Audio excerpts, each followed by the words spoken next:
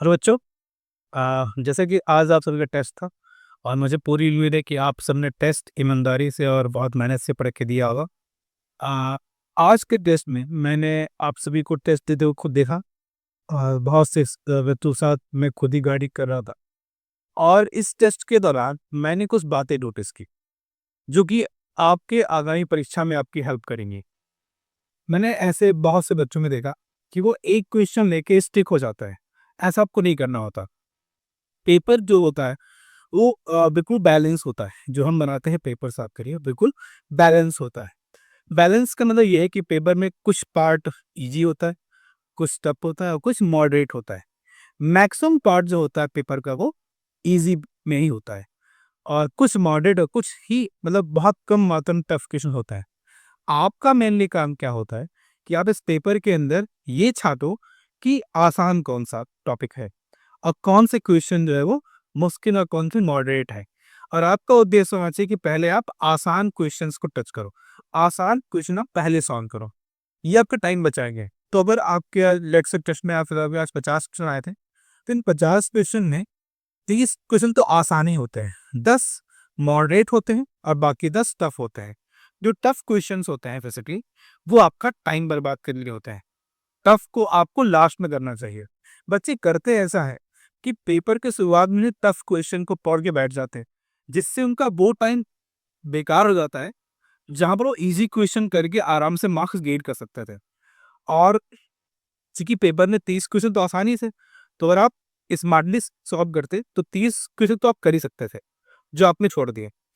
तो मेरे हिसाब से पहले आपको एक बार रफली पेपर को देखना चाहिए, पढ़ते जाओ पेपर को और जो चीज़ आपको आ रही है, जो आसान लग रही है, एक बार पढ़ते जाओ, उसे टिक करते जाओ क्योंकि आपका पेपर ऑब्जेक्टिव था।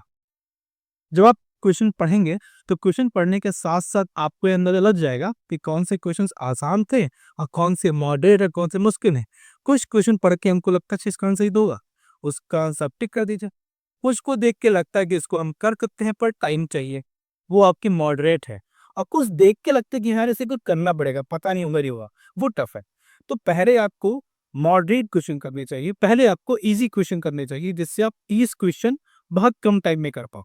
फिर आपके पास एक ठीक ठाक अमाउंट ऑफ टाइम होगा। उसके बाद आप मॉडरेट कीजिए। मॉडरेट के बाद अगर आपका टाइम बचता है तो आप टप पे लाइए। सोचिए तो 50 क्वेश्चन है और लेट्स से बेटा एक क्वेश्चन 1 मार्क्स का ही है। और अगर आपने आसान वाले क्वेश्चन छाट के पहले कर लिए तो आप 30% मार्क तो पहले तो आप 60% मार्क पहले पा चुके हो, मतलब 30 क्वेश्चन आप पहले कर चुके हो। अब बची हो बाकी के 20 क्वेश्चन जो 10 है मॉडरेट जो आपसे हो सकते हैं और जो बाकी 10 वो टफ होते हैं जो हम डालते हैं, जैसे हम उन बच्चों को कैच कर पाए जो थोड़ा सा एक्स्ट्रा सोच सकते हैं, जिनमें थोड़ा सा एक्स्ट्रा लेवल ऑफ थिंकिंग है।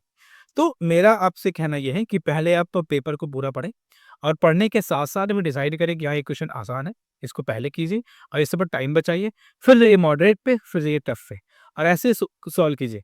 और मैंने ऐसा ऐसा ऐसा भी देखा आज कि बहुत से बच्चे पूरा पेपर कर चुके हैं पर ओएमआर फिल नहीं किया है। आपको ओएमआर भी साथ में फिल करना होता है। या तो आप टाइम लेके चलो कि हाँ पेपर 1 घंटे का है तो हम 40 मिनट में या 45 मिनट पे सारे क्वेश्चंस करेंगे और बाकी के रिमेनिंग टाइम में हम ओएमआर फिल करेंगे। तो इससे ऐसा ना हो कि आप पेपर तो कर चुके हो, आपने पेपर अच्छा भी कर लिया है पर आप ओएमआर फिल ना कर पाओ। तो ध्यान दीजिए आप। और बाकी टेस्ट सबने दिया, जो टेस्ट दिया आज कॉमरेड्स आपने कम से कम ये प्रूफ किया कि हाँ आप हारे नहीं हैं। और जो आज नहीं आए थे मैं उनसे कहना चाहूँगा टेस्ट ज़रूर दें। टेस्ट बताता है कि इस हफ्ते में कितना काम किया है। मैंने आपसे कहा है कि टेस्ट 1 हफ्ते में 1 बार होता है। तो इस 1 हफ्ते में जितना मैंने आपको पढ़ाया है उस पूरे डेटा में कितना आपने गेन किया है उसका पूरा लेखा जोखा टेस्ट होता है।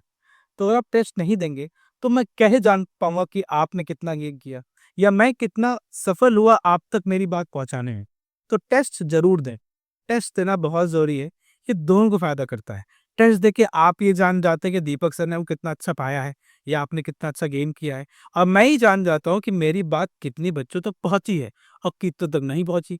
जिन तक नहीं पहुंचती है उन पर हम फिर से ध्यान देते हैं। तो प्लीज आप टेस्ट जरूर दें। टेस्ट आपके लिए और सेम टाइम मेरे लिए भी इक्वली ज़रूरी है। इससे आप भी बेहतर बनते हैं और मैं भी बेहतर बनता हूँ। तो मैं उम्मीद करता हूँ आप मेरी राय मानेंगे और आगे से अपने पेपर्स पे और फ़ोकस करिए। और जो मैं आपको बताया कि ईज़ी, मॉडरेट और टफ़, इस तरह पे वो डिवाइड करेंगे और पहले ईज़ी करके मार्क्स बटोरेंगे, फिर जाएँगे मॉडरेट पे, फिर जाएँगे टफ़ पे। Thank you. मैं उम्मीद करता हूँ कि मेरी बात मानेंगे और नेक्स्ट टेक्स्ट आपका नेक्स्ट नेक्स्ट वीक है। उसके लिए ऑल द बेस्ट। पढ़ते रहिए। Thank you.